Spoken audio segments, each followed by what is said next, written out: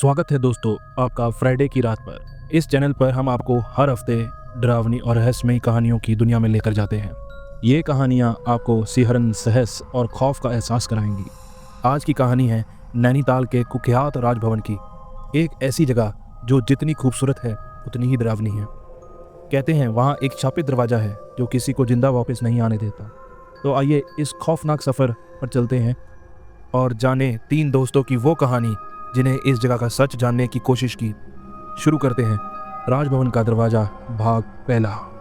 राजभवन, ये नाम सुनते ही नैनीताल के लोग एक अजीब सी डर की भावना महसूस करते हैं। इस जगह की कहानियां सिर्फ अंधेरे और मौत से भरी हैं। कहते हैं कि राजभवन के अंदर एक ऐसा दरवाजा है जो कभी बंद नहीं होता, एक पुराना शापित दरवाजा जो लोगों को अंदर खींच लेता है लेकिन फिर उन्हें कभी बाहर नहीं जाने देता।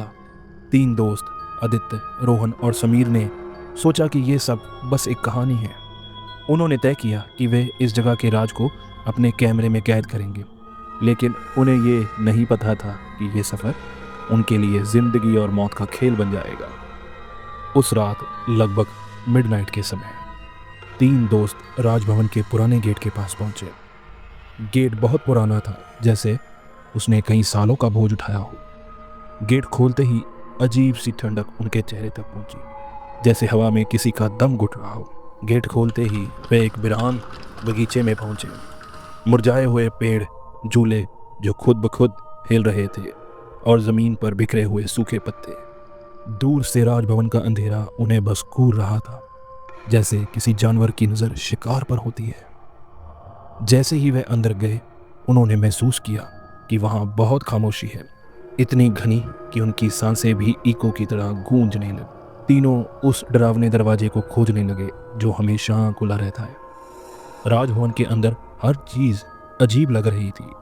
दीवारें जैसे उन्हें देख रही थी, पुरानी पेंटिंग के चेहरे अजीब तरीके से तिरछे हो गए थे और झूलते चांदलियर से जाले निकल रहे थे। कमरे के सन्नाटे को तोड़ते सिर्फ एक आवाज़ आ रही थी, उनके कदमों के नीचे पत्तों और पुरानी लकड़ी के फर्श का क्रैक। आखिरकार उन्हें वह दरवाज़ा मिल गया, एक बड़ा लकड़ी का दरवाज़ा जिसमें गहरे निशान थे, जैसे किसी ने इसे खरोच डाला हो। दरवाज़ा थोड़ा सा खुला था और उसके अंदर एक अंधेरा उन्हें खींच रहा था। आदित्य ने डर के बिना दरवाज़ा खोल दिया। जैसे ही वे अंदर गए, एक ठंडी हवा का झोंका उन्हें छू कर निकला और कमरे में एक गंदी बदबू फैल गई, जैसे कुछ मरा हो।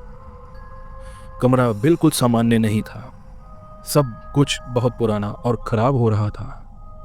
बीच में एक पुरानी रॉकिंग चेयर रखी हुई थी जो बिना किसी कारण के हल्की हल्की हिल रही थी। उनका कैमरा रिकॉर्ड कर रहा था, लेकिन समीर के हाथ कांप रहे थे। दीवारों पर अजीब से निशान बने थे, जैसे कोई शापित निशान। तभी एक औरत की धीमी गहरी रोने की आवाज़ सुनाई दी।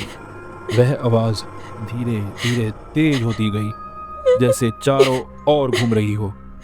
जैसे ही तीनों ने पलटा, एक खिड़की के पास सफ़ेद कपड़ों में एक औरत खड़ी थी। उसका चेहरा अंधेरे में छुपा था, लेकिन उसकी गर्दन बहुत अजीब तरीके से मुड़ी हुई थी। तभी एक जोर की आवाज़ आई और ऊपर से चांदलियर गिरकर टूट गया। अंधेरा और बढ़ गया। फिर एक ठंडी आवाज़ सुनाई दी, जैसे वह उनके कान के पास हो। तुम आ गए हो, अब वापस कैसे जाओगे? और अगले ही पल कमरे में एक भूतिया चीख गूंज उठी। क्या ये तीनों राजभवन के इस शापित दरवाजे से बाहर निकल पाएंगे, या वे भी उन लोगों की लिस्ट में शामिल हो जाएंगे जो कभी वापस नहीं आए? जानने के लिए देखिए अगला पार्ट, राजभवन का दरवाजा पार्ट 2। हमारे चैनल को सब्सक्राइब करना मत भूलें।